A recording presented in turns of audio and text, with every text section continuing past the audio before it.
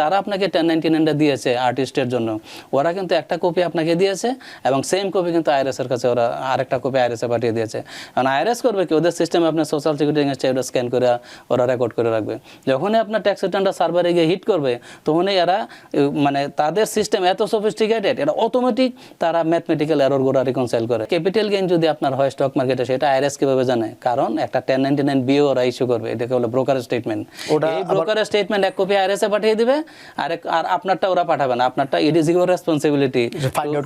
আপনি যদি এটা ট্যাক্স রিটার্নে রিপোর্ট না করেন, $50,000 আপনার গেইন, ঠিক দেখবেন 6 মাস 1 বছর পরে আইআরএস আপনাকে চিঠি পাঠাবে। তখন তো পুরো টাকার উপরেই penalty plus interest. Common mistake গুলো নিয়ে একটু যদি আলোচনা করতেন, কি কি ভুল আসলে সাধারণত ট্যাক্স ফাইলিং এর সময় হয় আপনারা লক্ষ্য করেন, যেটাই হয়তো সতর্ক থাকলে না হলেও পারে? যেটা বলছেন ভুল কিন্তু দুই পক্ষেরই হয়। যারা ট্যাক্স পেয়ার তারাও ভুল করে, আবার যারা প্রিপেয়ারার আমরার মতো যারা আছে তারাও কিন্তু ভুল করে। আপনাদের অনেক কাজে প্রেসারও থাকে ওই সময়টা। Pressure is a lack of knowledge, আমি বলবো এটা প্রেসার না, ল্যাক অফ নলেজ। অনেকে জানে না। কারণ ট্যাক্স প্রিপেয়ারার তো শুধু আমি একা না, there is a lot of tax preparer, CPA, non CPA, EA, lot of people are filing the taxes.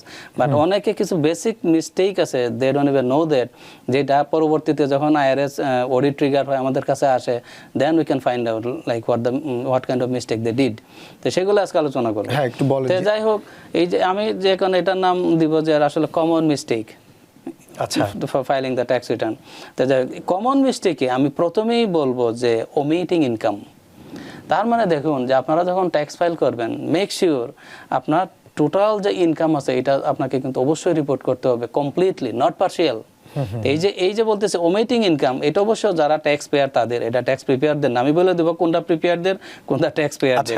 এই যে ওমিটিং ইনকাম, এটা বেসিক্যালি ট্যাক্স পেয়ারদের রেসপন্সিবিলিটি। কারণ আপনি যখন ট্যাক্স ফাইল করতে যাবেন, আপনার দায়িত্ব হচ্ছে প্রত্যেকটা ইনকাম ডকুমেন্ট প্রপারলি ইনকর্পোরেট করে তারপর ট্যাক্স প্রিপারেশনের জন্য যাওয়া।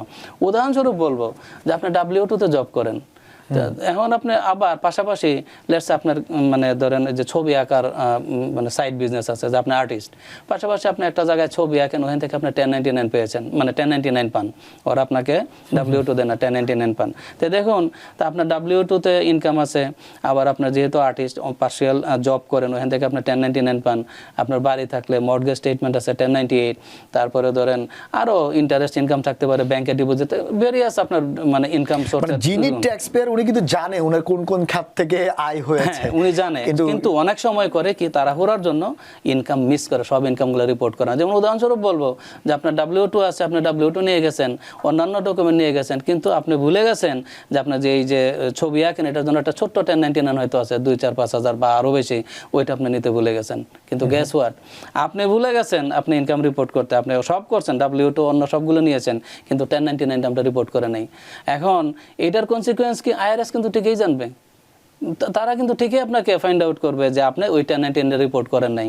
কারণ এই যে যারা আপনাকে 1099 দিয়েছে আর্টিস্টের জন্য, ওরা কিন্তু একটা কপি আপনাকে দিয়েছে এবং সেম কপি কিন্তু আইআরএস এর কাছে ওরা আরেকটা কপি আইআরএস এ পাঠিয়ে দিয়েছে।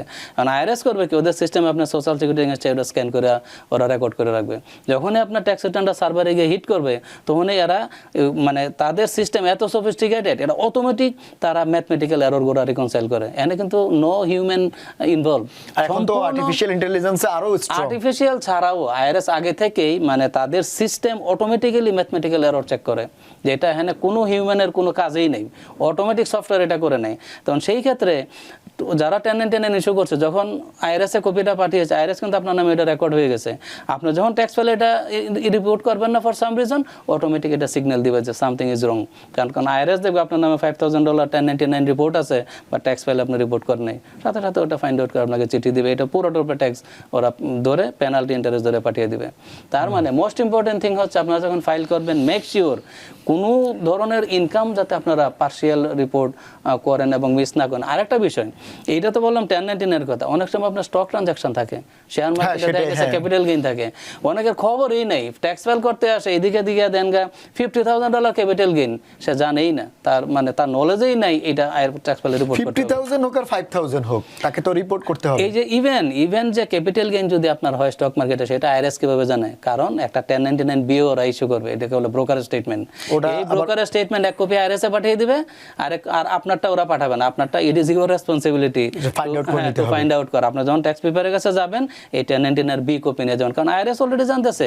এখন গ্যাস হোয়াট, আপনি যদি এটা ট্যাক্স রিটার্নে রিপোর্ট না করেন $50,000 আপনার গেইন, ঠিক দেখবেন 6 মাস 1 বছর পরে আইআরএস আপনাকে চিঠি পাঠাবে, তখন তো পুরো টাকার উপরেই দিতে হবে। Penalty plus interest. আইআরএস কিন্তু কখন আপনাকে সাথে সাথে ধরবে না। দ্য রিজন ইজ আইআরএস সবসময় বাহাইন্ডে থাকে 1-2 বছর, এবং বাহাইন্ডে থাকলে ওদের সুবিধা বেশি, কারণ ওরা আপনাকে ইন্টারেস্ট চার্জ করবে। দিস ইজ দেয়ার মানি। যখন 2 বছর পর আপনাকে ধরবে তখন এই 50,000 এর উপর you have to pay full tax plus interest plus penalty. পুরো টাকা আরো দেখবেন হয়তো $2,000-3,000 বেড়ে গেছে এটার জন্য।